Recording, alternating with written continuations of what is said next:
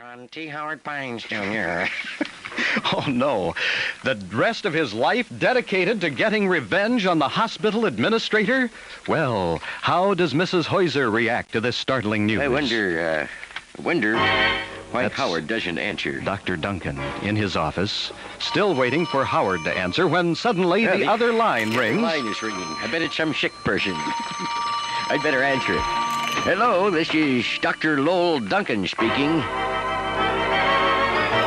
Dr. Duncan, It's Mrs. Heuser calling Dr. Duncan. this is Mrs. Heuser calling you, Dr. Duncan, and I have some news for you. Mr. Heuser has left me.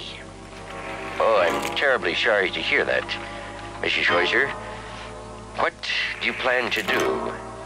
Well, Dr. Duncan, I'm planning on doing something to myself.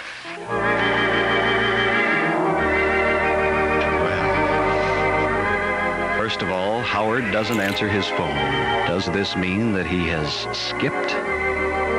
Secondly, Mr. Heuser has decided that his only recourse is to leave Mrs. Heuser, and furthermore, to spend the rest of his life seeking revenge against T. Howard Pines, Jr. And now, Mrs. Heuser with the startling news that she is going to do something to herself. Well, be sure to join us tomorrow when we'll hear Dr. Lowell Duncan say... Just what are you going to do to yourself, Mrs. Heuser?